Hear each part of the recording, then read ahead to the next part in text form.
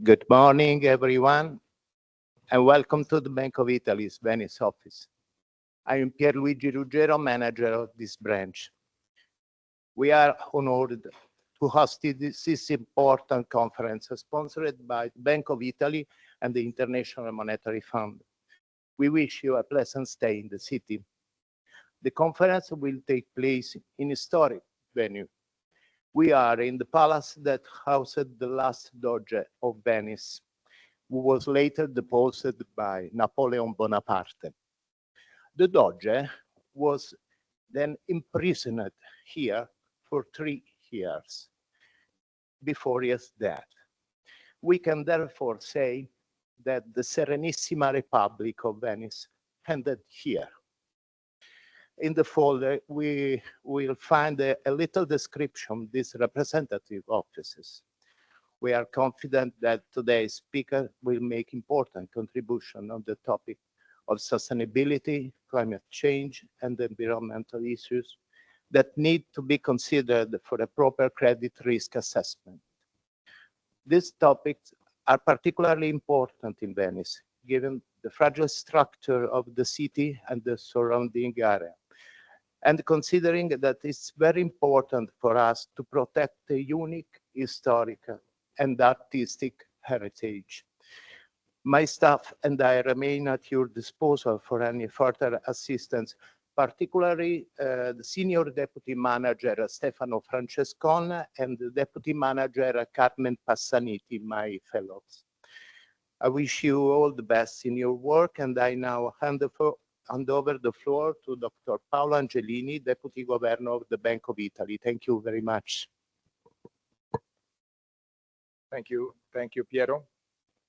So let me again welcome you on behalf of the IMF and the Bank of Italy to this conference. I am supposed to provide a starter, so I'll spend a few words on the motivation for this conference that came out of a discussion with Antonio Scalia and Fabio Natalucci, who are sitting here in the audience and will be active in the conference.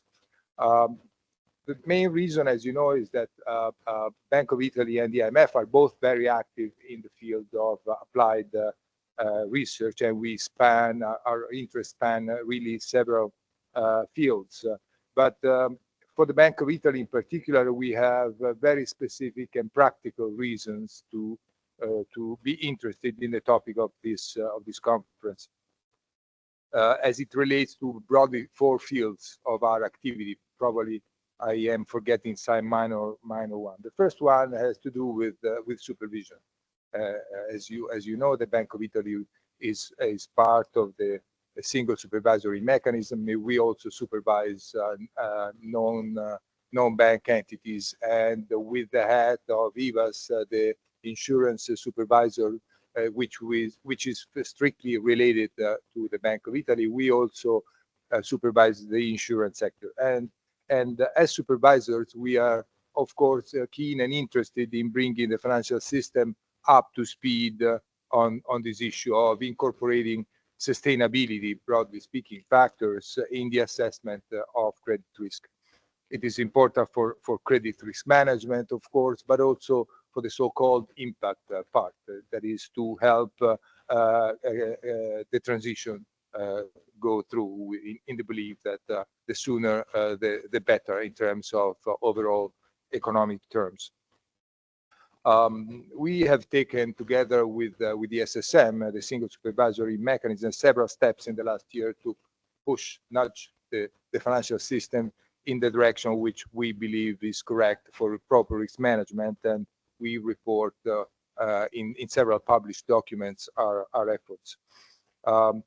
And as I said, this thing is being done by the Bank of Italy within its realm. There is looking at the financial system in Italy and excluding the so-called significant institutions, large banks that are under the direct supervision of the ECB. The second reason for being interested in this relationship that gives the title to this conference is that we are also running an internal credit rating system. This is probably less well known, but it came out of the great financial crisis when the FSB said, let's do away with private credit agencies' ratings.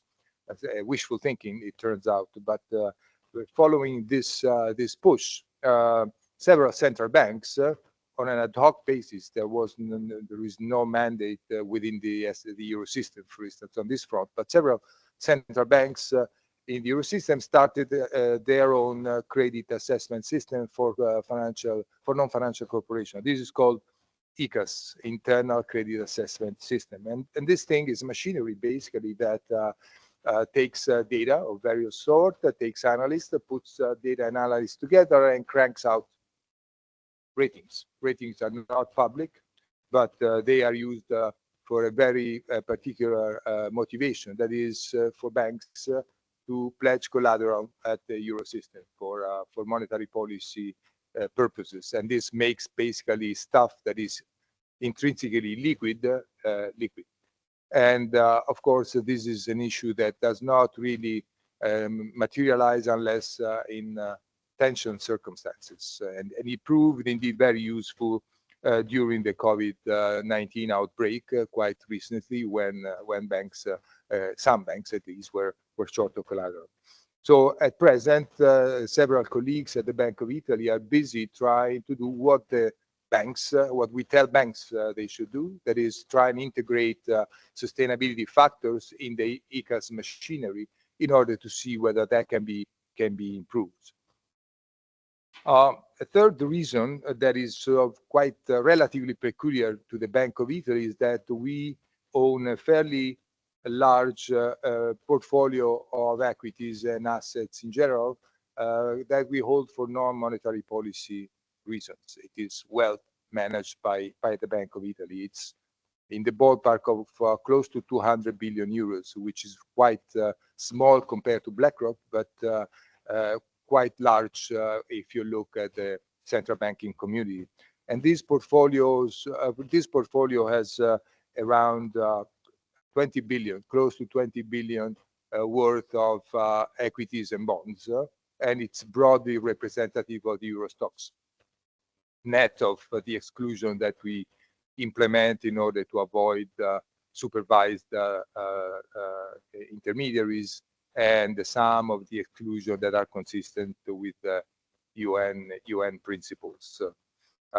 Again, this is something that we try to manage in a risk coherent fashion, and in this sense as well, incorporating credit risk considerations in the management of this portfolio is indeed important. The final reason is that we are actively engaged in the debate on these issues and within the regulatory community to make progress on this issue. Many of you know that a few years ago, I would argue, maybe 2-3 years, the industry has been pushing the idea of a green supporting factor. This idea, I think, has been shelved for the moment. I don't see it much in the press or in the papers, but the idea was to basically have the prudential supervisor do something to ease the transition by reducing de facto capital requirements on green things. And the model was the SMEs supporting factor that has been adopted, I would argue, successfully in the EU regulation for quite some time. So far, the Basel Committee on Banking Supervision has flatly refused to go along this route, in my view, correctly. And the reason for not going through this idea of the green supporting factor is that are many probably, but the main one, as I see it, is that there is no solid evidence showing that green asset, whatever we mean by that, have better than average credit performance in terms of technically speaking PD and LGD.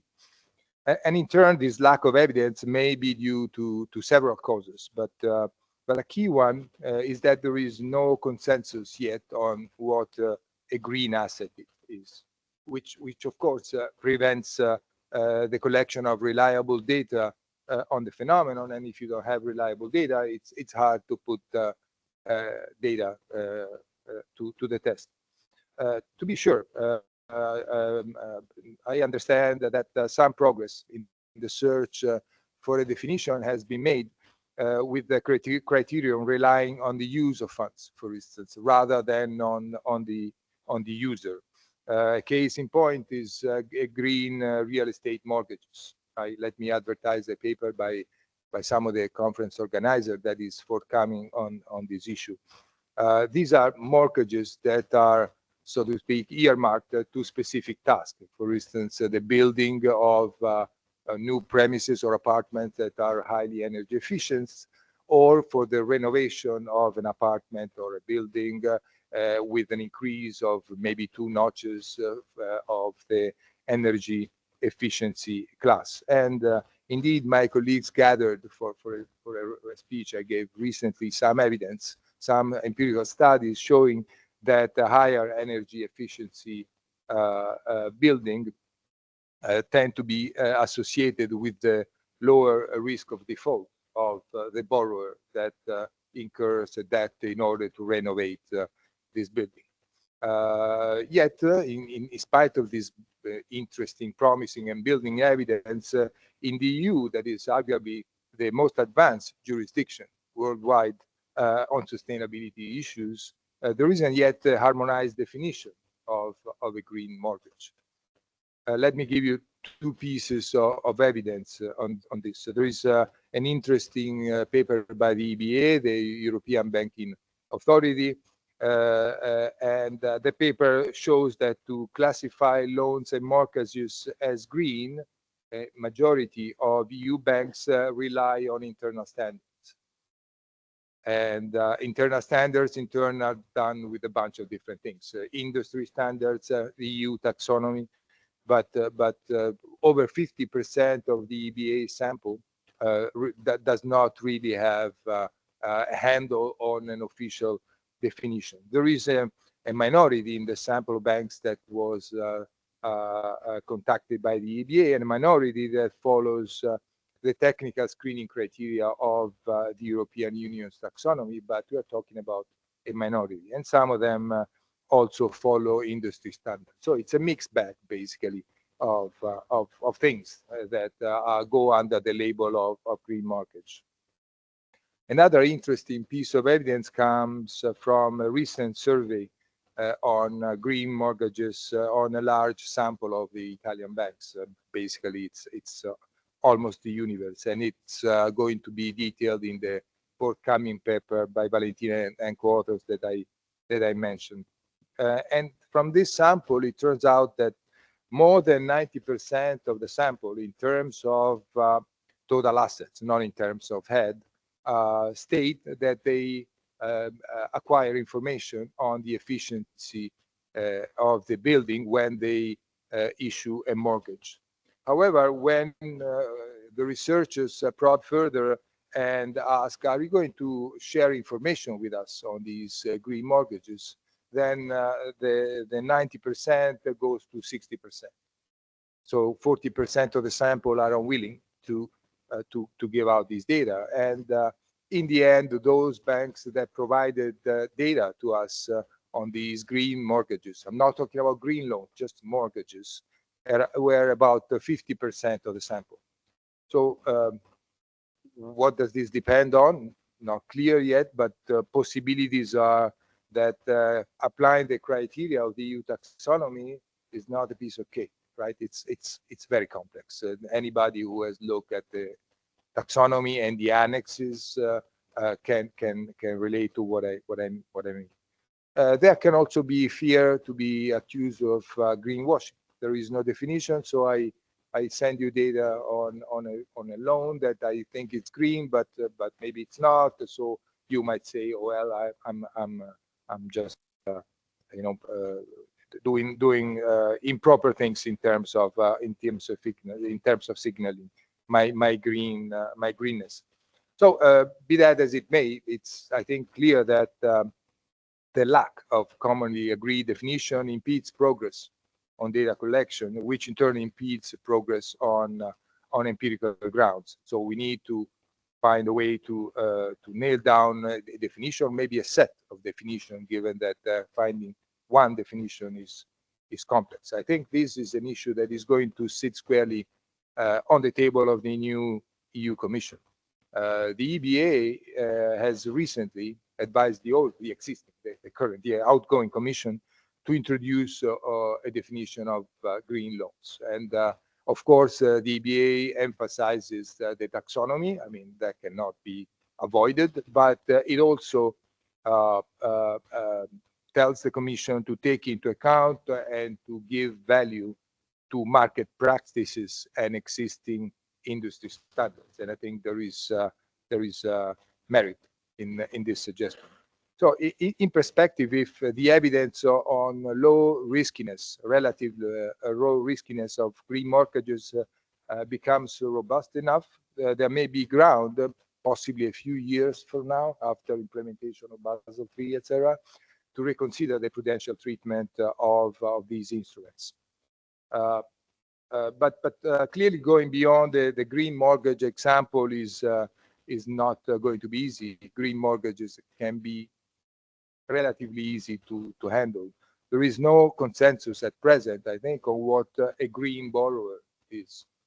In previous remarks, I have been arguing that a green firm is not necessarily a low emission or a low polluting firm, but a high emission, a brown firm that is aggressively and credibly cutting emissions.